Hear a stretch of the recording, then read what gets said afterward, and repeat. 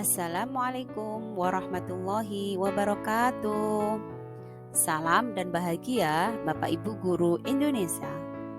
Perkenalkan, nama saya Dewi Muslihah, CGP Angkatan 7, SMP Islam Bojonegoro. Pada kesempatan kali ini, saya akan berbagi informasi tentang tugas 1.1 A8, yaitu koneksi antar materi, kesimpulan dan refleksi modul 1.1.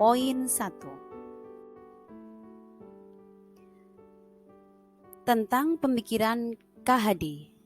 Pemikiran Ki Hajar Dewantara sangat cocok sebagai konsep dasar perubahan proses pengajaran dan pendidikan di Indonesia saat ini. Sudah saatnya pendidikan Indonesia berpihak pada kebutuhan anak sesuai pembawaan mereka. Artinya, anak sebagai subjek dalam pembelajaran untuk menentukan masa depan mereka.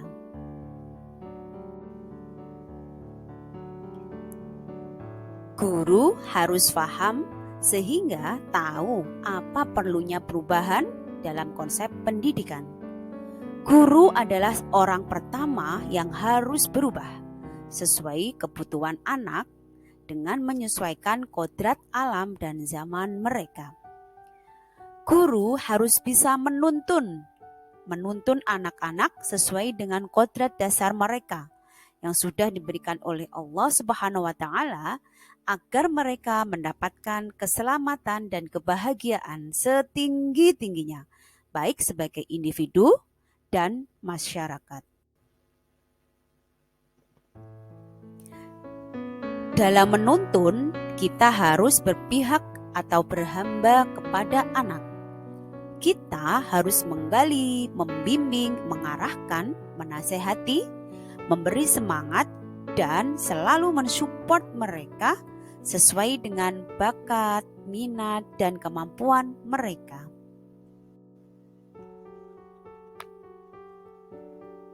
Setiap anak memiliki kelebihan dan kekurangannya masing-masing.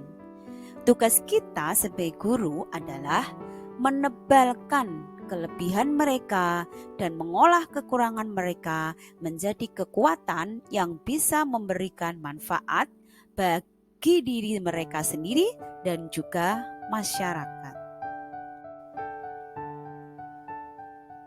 Dengan terus melatih anak agar mempunyai budi pekerti yang mulia, maka anak akan lebih cerdas pemikirannya, sehingga anak akan memahami kodrat mereka dan bisa merubah karakter baik mereka yang pada akhirnya akan menjadi budaya positif.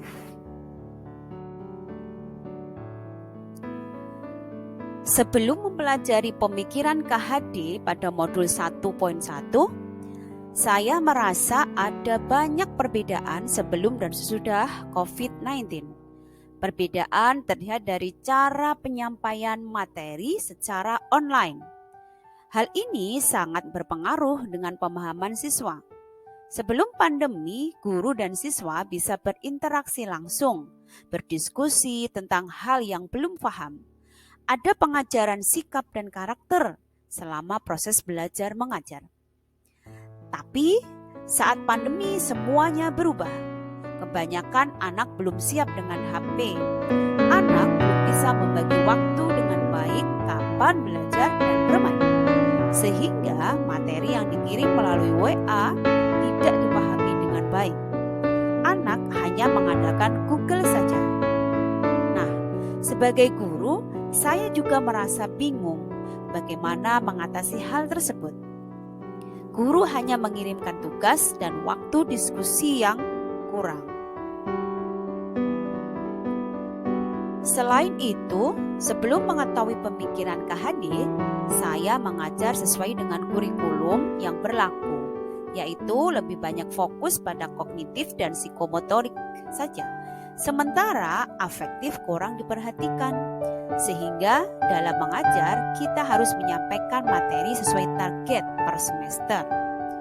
Anak hanya sebagai objek, anak tidak bisa menyalurkan bakat dan minat mereka.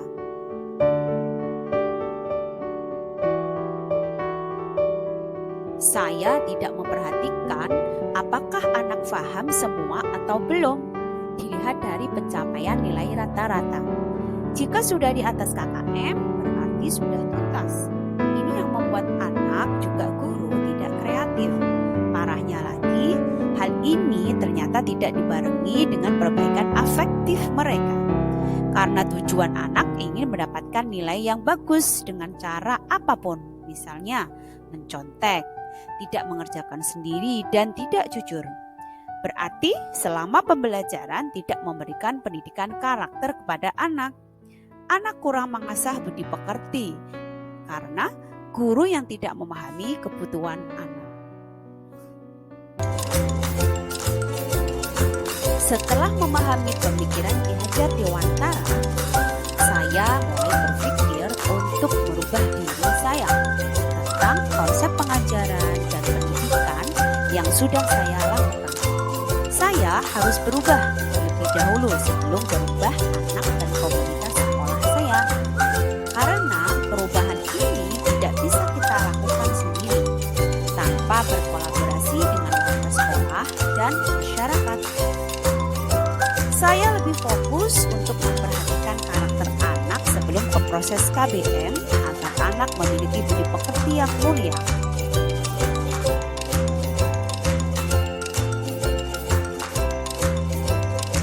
Pembelajaran tidak lagi berdasarkan kemauan guru, tapi sesuai kebutuhan dan keinginan anak. Menuntun anak adalah kewajiban saya dengan mempertimbangkan kodrat yang ada pada anak, yaitu kodrat alam dan zaman untuk mencapai keselamatan dan kebahagiaan baik bagi anak sebagai individu atau masyarakat. Pembelajaran berangkat dari bakat dan minat anak. Guru harus menghamba atau berpihak pada anak dalam pemenuhan rasa keingintahuan anak dan imajinasi anak. Trikon harus saya jadikan azas dalam pengembangan pengajaran dan pendidikan yang saya lakukan. Selain azas ing ngarso sung tulodo, ing madya mangun karso, dan tut wuri handayani. Setelah memahami pemikiran KHD, saya akan mempraktekkan di lingkungan sekolah saya.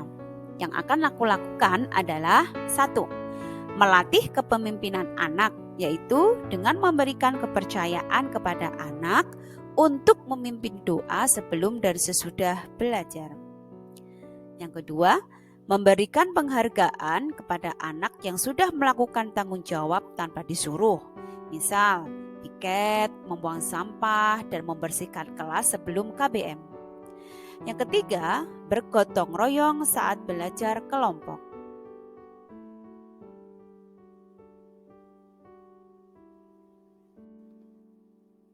Yang keempat, menuntun anak dalam proses pembelajaran dengan memerdekakan anak untuk mandiri, percaya dengan kemampuan mereka sendiri, dengan suasana yang menyenangkan dan membahagiakan. Yang kelima, memberikan motivasi terkait bakat dan minat anak. Yang keenam, melatih kepedulian anak dengan sesama. Yang ketujuh, kritis dan kreatif dengan segala permasalahan yang ada. Yang kedelapan, mengamalkan Pancasila agar bisa menjadi anak Indonesia yang berbudi pekerti mulia, sehingga tercapai keselamatan dan kebahagiaan di dunia dan akhirat. Terima kasih. Semoga video ini bermanfaat. Semoga bermanfaat. Salam dan bahagia. Wassalamualaikum warahmatullahi wabarakatuh.